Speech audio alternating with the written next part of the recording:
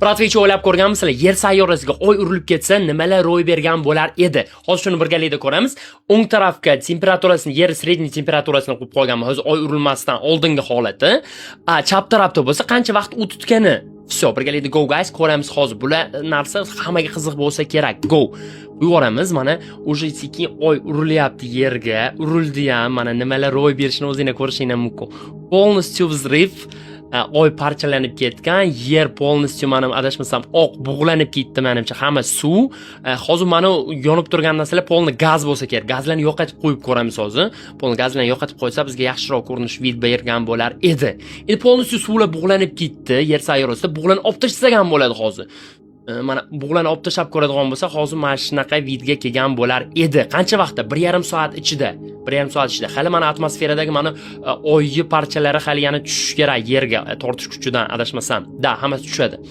Endi qarab turinglar bratlar, 1,5-2 soat ichida xuddi mana shunaqa voqealar yuz bergan bo'lar ekan. Endi tezlashtirib ko'ramiz. Bug'lanib qaytaramiz.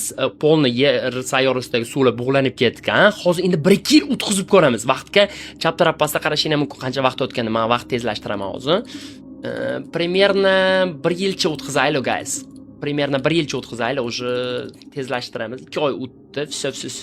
1,5 yildan keyin nima ko'rinishga kelgan bo'lar edi? Hamma oy parchalari yerga tushib bo'lib, mana shunaqa ko'rinishga kelgan bo'lar ekan. I plus hozir bug'lanib olib tashlaydigan bo'lsak, mana suvni ozgina qanchadir darajasi qaytgan yerga bug'lanib yomg'ir bo'lib tushib bo'lgan, qanchadir darajasi hali ham atmosferada. Bunday yoqib ko'rsam, mana polni atmosferada suv mana adashmasam. Endi yana vaqtni tezlashtirib ko'ramiz. Bir 5-10 yil o'tkazib o'raylik. Nima ro'y bergan bo'lar edi? Temperaturaga ham qarab ketinglar bratlar, qanaqa o'zgarishlarini.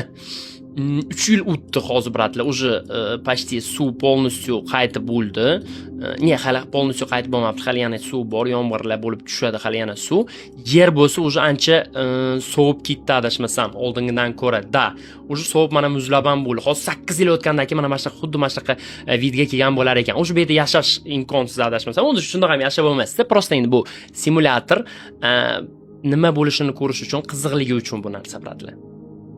Hammaga qiziq deb o'ylayman, bratlar, chunki menga bu narsa juda qiziq.